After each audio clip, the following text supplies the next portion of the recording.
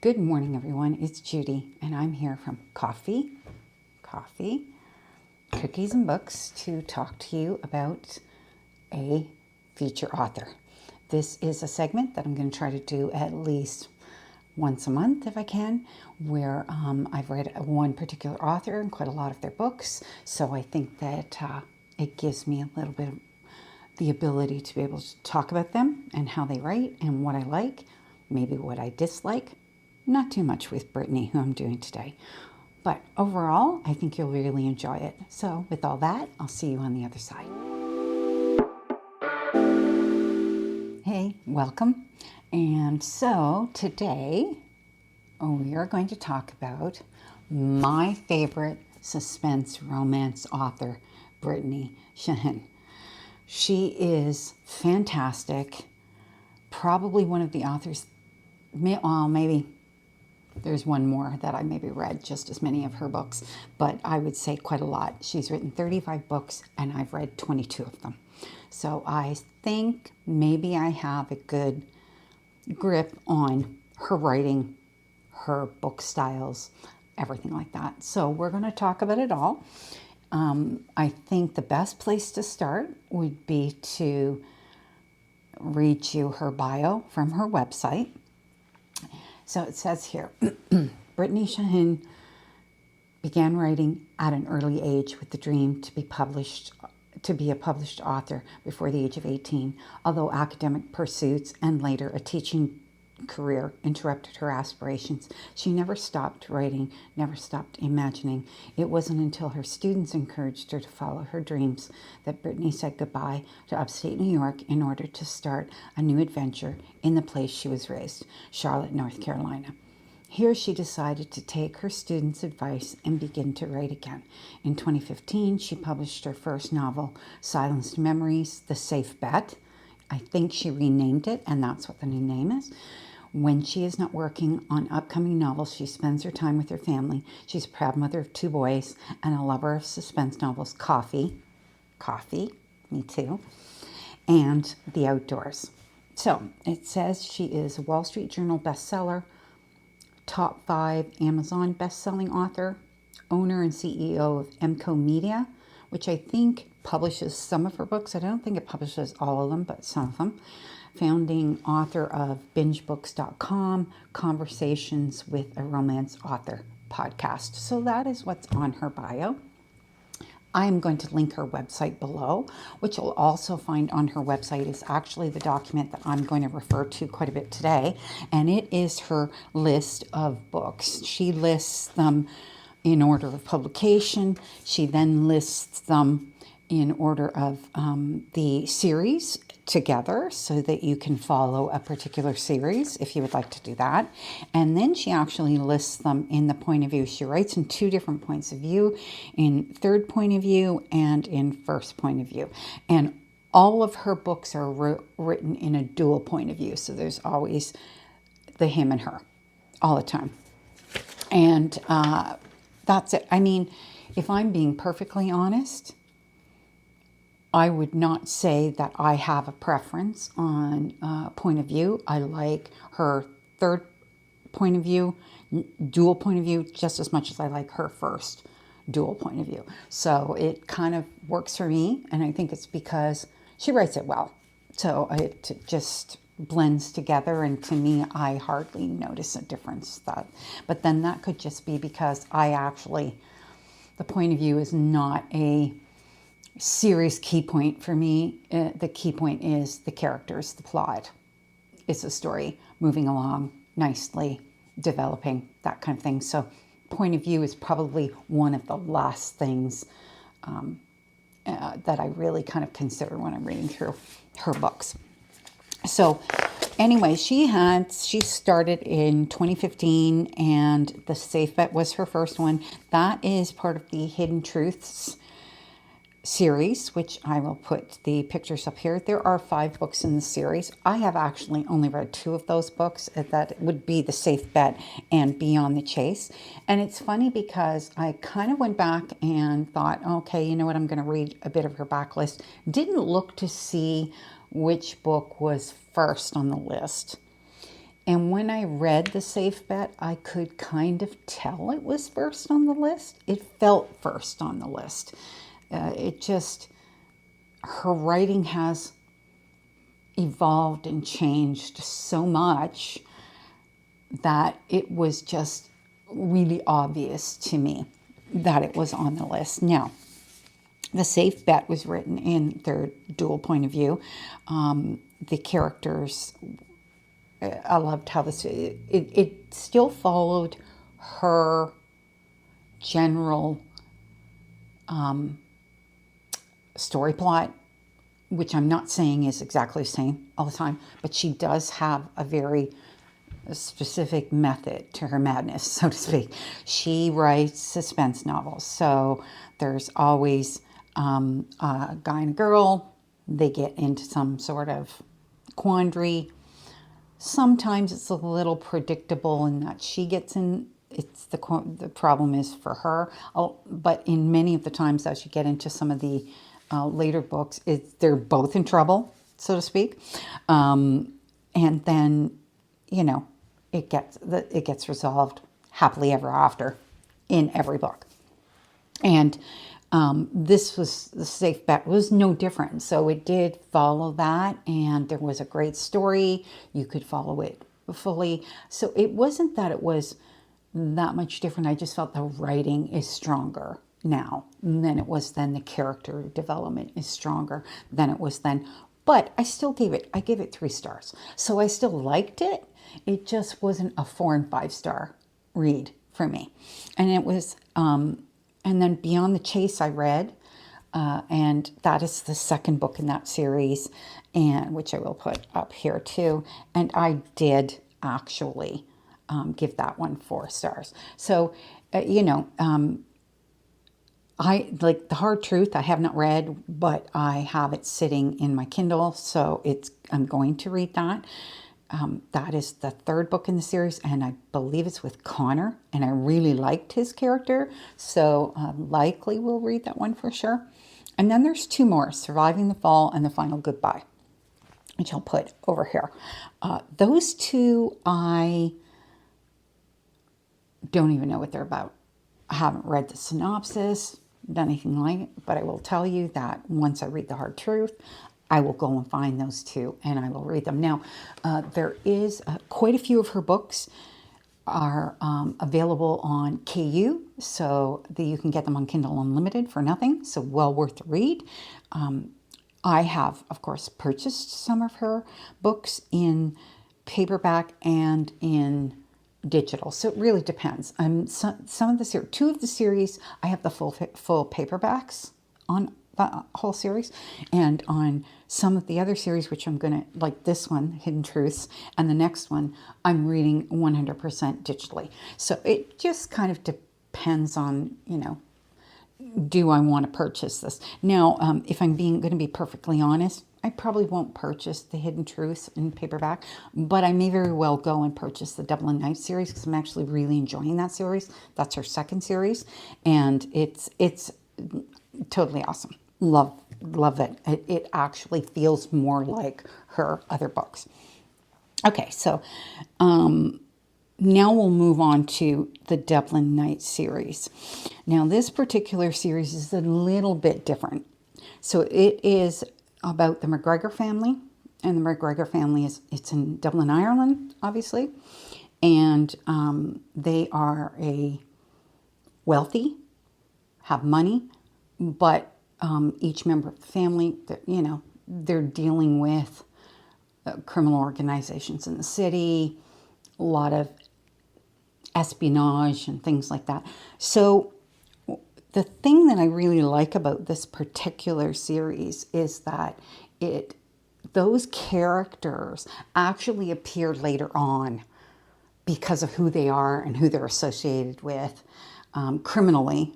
But they're not criminals, but who they're associated with because of that. They get involved in some of the things that happen in some of the later series, which I love that she does that throughout all of her books. And it's fantastic because it's like you're revisiting people. And I love that idea that, you know, you're kind of, they haven't disappeared just because their story ended in a happily ever after. It's like you don't ever see them again. No, you see them again, but not in the way that if you did not read those books, you would not feel like you were missing anything.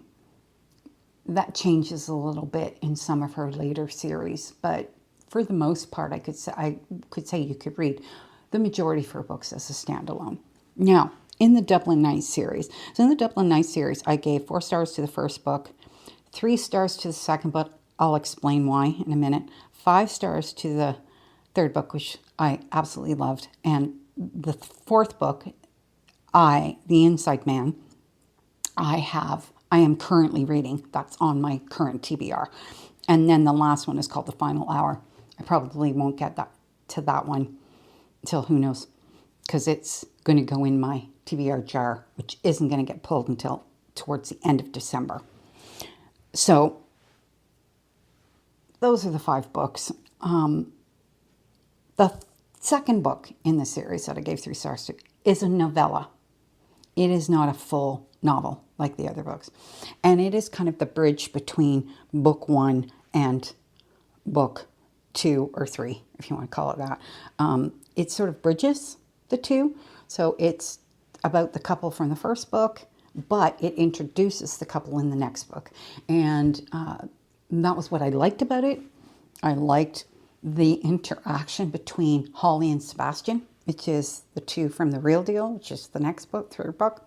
And I liked the fact that it was about Anna from the wedding of the first book, but that part felt a tiny bit contrived to me. So that's why I gave it a 3. You know, it was a good read. It was a good bridge between the two, and it was a short read, but I still liked it less than I liked the first and the third book. So that goes with that. Then you have 2 standalones, Someone Like You and My Every Breath. Now, I have not read either one of them. I haven't even read the synopsis on them. I think they're standalones. I do think the characters in those books appear again later in some of the books. I'm not 100% sure on that, but yeah, there is that. Then we have a large series. So it's the Stealth Ops series, and it is 10 books in total. I have read 6, and I've got 4 to go. Now, I'll be honest in that I read the first 5 books probably around when they came out, which could have been around 2020 and starting into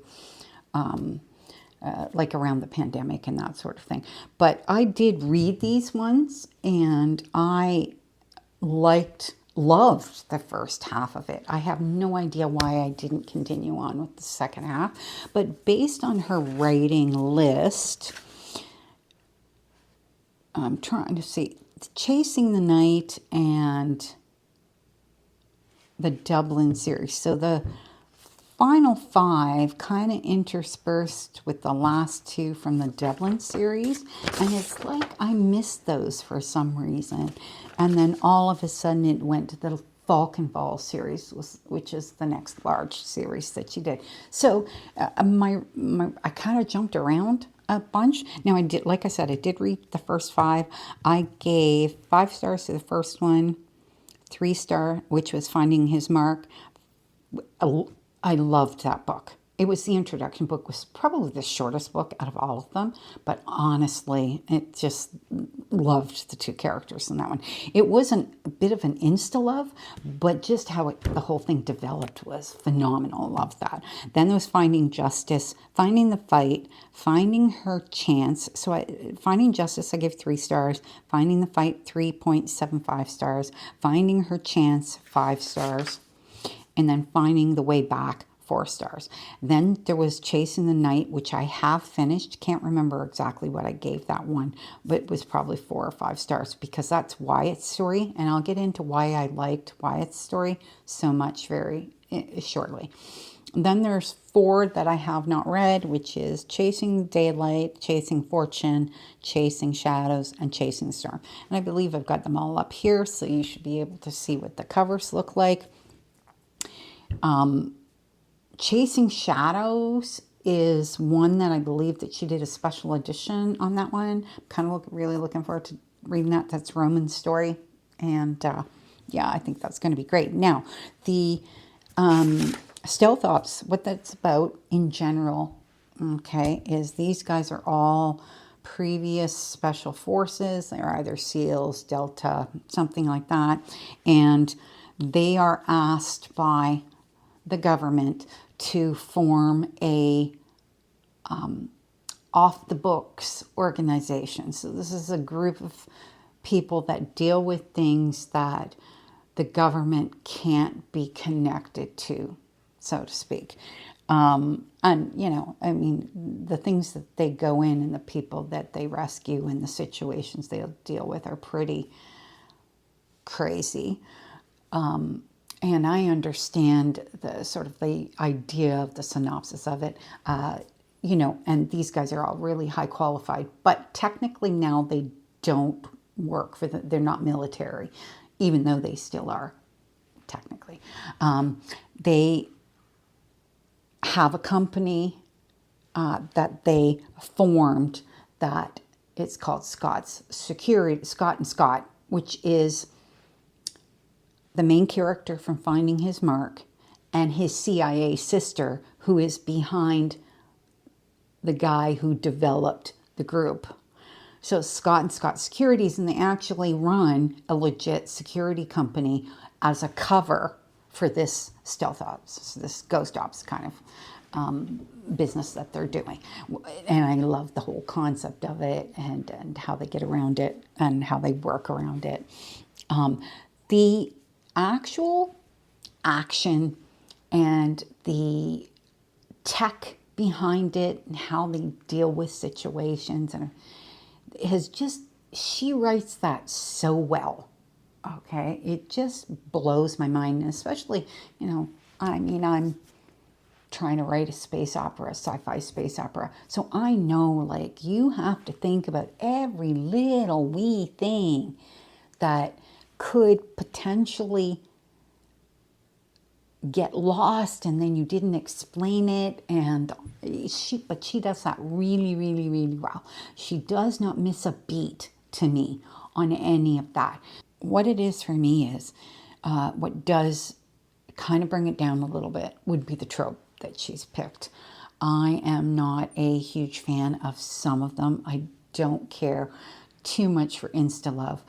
I would say though that she does write it better than some. And then most of her books actually have a very drawn out sort of longer point before the couple actually gets around to having sex. So from a spice point of view, I would say that she probably is a 2 to a 3. I wouldn't, what she writes is not erotica. She writes normal sex occurrences between the two people, and it pretty much feels natural, feels like it should happen, feels like their feelings have come together, and it works really, really well. And that's pretty much a theme throughout all of her books, and I very much enjoy that, because while I don't mind the sex, and I write it in my own books, you don't want the story to be about that. The story is about these two people coming together to overcome whatever it is that's happening in the book, and it's fantastic that way. Yeah, I can't even say enough. So overall, I love them for it. So this particular series leads in to and kind of opens up to the next series, which is called Falcon Falls Security Series. The characters that you see in Falcon Falls appear in Stealth Ops series. There is very direct tie-ins between the two and some of the characters, which I will explain. And there is also one character who is a thread throughout Stealth Ops, and he is the deceased husband of the woman in book 1 of Falcon Falls, Savannah, and his character still gets mentioned throughout, and you never see him because he dies right away. It's heart-wrenching, and you feel it. It's really tough to hear, because you learn a lot about Marcus, whose character, and it's almost like you want to have a book written about Marcus and Savannah, but at the same time, I'd like Savannah and Griffin together, because they're beautiful together. So Savannah and Griffin are in book 1 of the Falcon Falls series called The Hunted One. And it is an insta-love, which was probably the only thing that brought it down to 4 stars for me. And it was hearing the name Marcus again was a bit of a heart tug. And then his brother, who was a screw up, pretty much, is the reason that she was in trouble. And the trouble she was in was because of his brother. And that all comes to a head at the end of book 1. And of course, her and Griffin end up together. But the tie-in is all there from the Stealth Ops series. So if I had to make any recommendations from her books, it would be to read Stealth Ops series at least all the way to book 6 for sure, okay? And then read the Falcon Falls Security series. And the reason that I say that is because the guy that appears in book 6, which was one of my favorites from Stealth Ops, Wyatt, he actually appears quite a bit through the Falcon Falls series. So, and there are some significant tie-ins, particularly towards the end of the series. So I would definitely, that's the order I would say. I would say read 1 to 6 on Stealth Ops for sure. I mean, I would say read the whole 10, but for sure. And then you can intersperse it with Falcon Falls and start that one. And you're going to really realize who they are. Then, you know, when you get down, there's 2 standalones, which are after Falcon Falls. And then there's the Costa family. Now, if you don't read Falcon Falls, you're not going to understand the tie-in to the first book in the Costa family, Let Me Love You, because there's a tie-in character, okay, from the Falcon Falls. So I would say don't even go anywhere near her most recent books until you've read the Falcon Falls Security series. And that would be the order that I would say. Now, as I said, most of her books you could probably read out of order a bit. I would not recommend that so much with Falcon Falls, because I do find that the whole series kind of picks up where one left off, sort of. But I don't think you would find them totally confusing, because each story does have a very individual feel to them until you get near the end of the series. And at the end of the series, particularly the last 2 books, the Fallen One and the Wrecked One, they tie together. So sure, they're about a separate couple. The Fallen One is about Carter and Diana. And then you have Oliver and Maya in the last book. But the theme, the plot, carries over the 2 books. So I would recommend reading the Falcon Falls Security series in order. The other thing is there is a novella in there called The Lost Letters. Now, that ties into the second book, which is called The Broken One. And some people, I've heard some comments where you should read it before The Broken One. I personally think you read it after. Now, what it is The Lost Letters is about Jesse and Ella from The Broken One.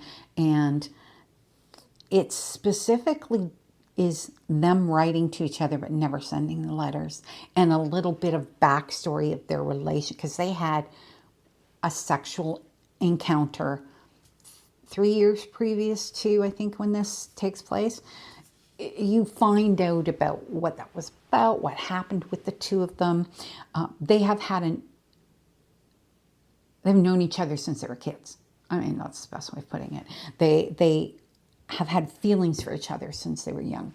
This is not like a one-off. She has loved him forever. To me, it was a really rough book to get through because he doubted himself so much. And a lot of that had to do with how he grew up and how his father treated him and that sort of thing. And it was really sad.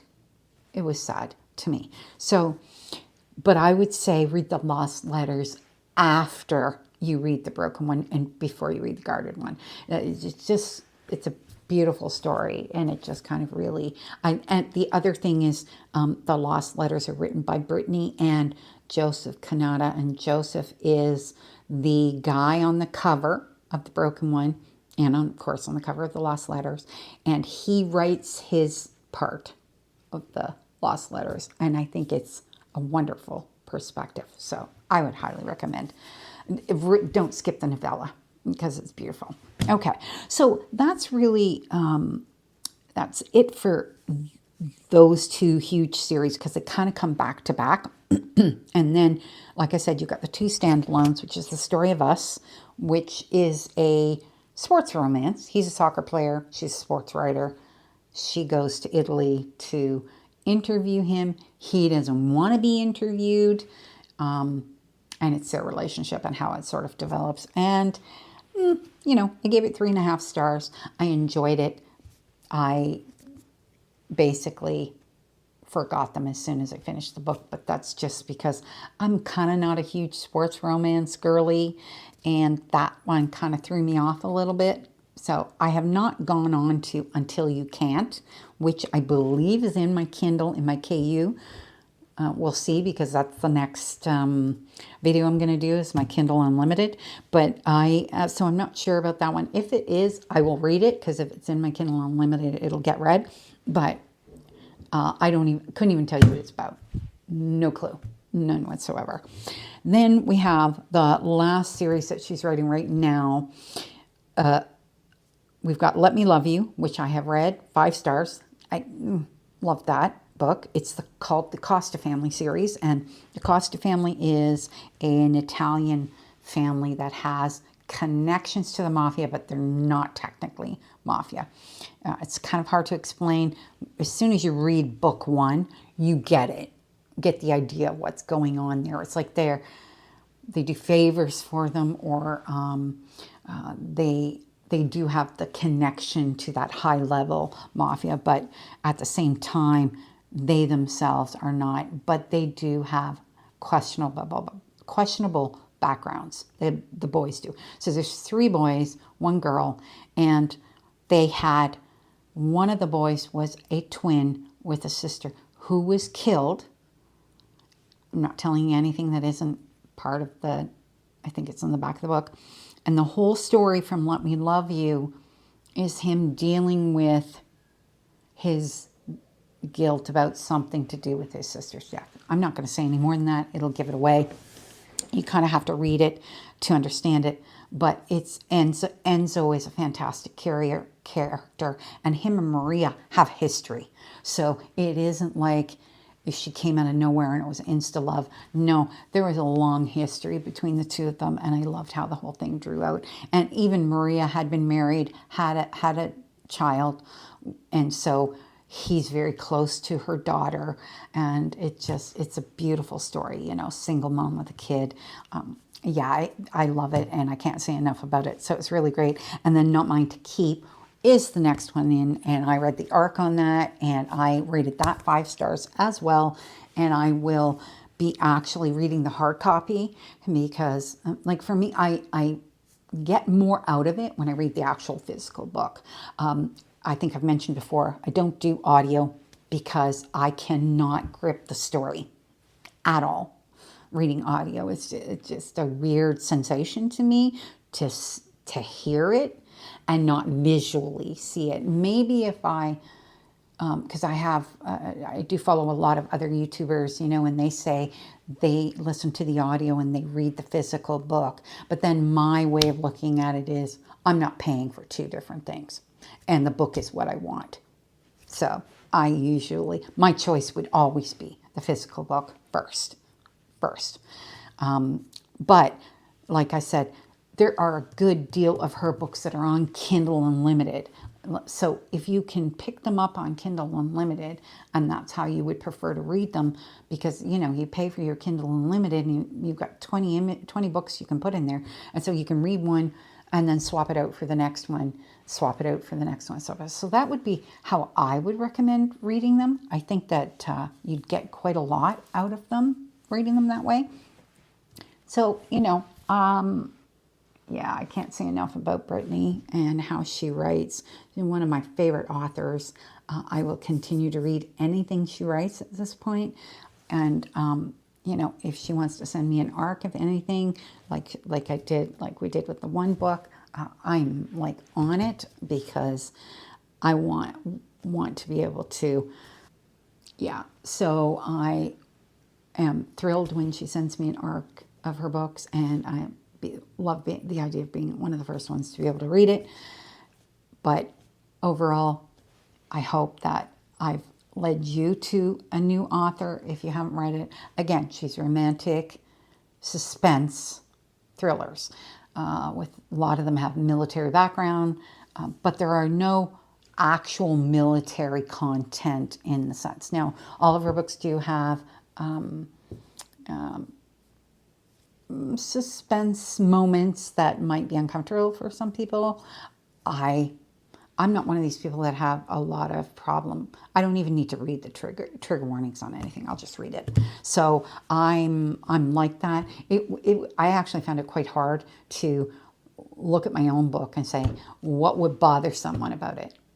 Because nothing bothers me. I'll read anything. So it's really difficult to say, because nothing in her books bother me. But because it is a romantic suspense, and because it is perhaps situations that might be hard for someone to read, I would say, you know, read the back, read into it. If it's something that you're uncomfortable with, then I understand that. It's all relative, and every person is different. So that would be it for her books. Oh, I did want to say one thing that you may have noticed in a lot of her books. She uses real people on the covers, and I actually prefer that. I find, particularly in the Falcon Falls series, you get a real grasp for who these guys are. Like one of them, Carter, who is the head of the Falcon Falls security. He's one of them. There's Carter and there's Gray. And Carter is basically a hard ass, like very stoic, very, you know, typical alpha male, until you get into the third book, until you get into his book. But there are things that happen to him throughout the series, like they're funny, okay? And so, like, there's this one part, I don't want to give it away, but we kill somebody with a fork. And let me tell you, this becomes a running joke through the book. And I love that, you know, because of who he is, right? So, you know, and that's just a small detail of how she threads things through her books, and how she makes you think, you know what, I really love this guy. Wyatt is another one that I mentioned. He is in the Stealth Ops series, but Wyatt and his daughter, Gwen, who is a daughter he didn't know about, and he finds out about in his book. And she is older, you know, I think she's like anywhere between 18 to 20. She's there. Well, she ends up having a role in the Falcon Falls series. So you see how things kind of like all tie together. I love how she does that. I love the covers of her books. I love the designs of her books. I think that I think they're perfect. It's great, and I can't say too much more on that. So that's it for me. I hope you enjoyed this video. I enjoyed telling you about it. I hope you pick up some of her books, because that would be great. The other thing I would really love is if you would subscribe and like, and comment. Let me know if you've read any of her books, what you think about her as an author. I would love to hear it, and I would love to pass it on to her. She does know I'm making this video, so any of your love, I would definitely like her to know as well. And if you have any suggestions on how I can improve, this is only my 5th video, I think. 5th or 6th, no. Yeah, something like that, 5th or 6th video. And I do have quite a few shorts that I do. I just do little things here and there, but fun stuff. Today I'll be packing up a few books to go to a local store. So I enjoy doing that, and I love doing this. I love just letting you know about who I like to read, why I like to read, and I'm hoping that you read what you love, because that is so important these days, is just to enjoy something. And if reading is what you enjoy, do it. All right, so that's it for me, and I will see you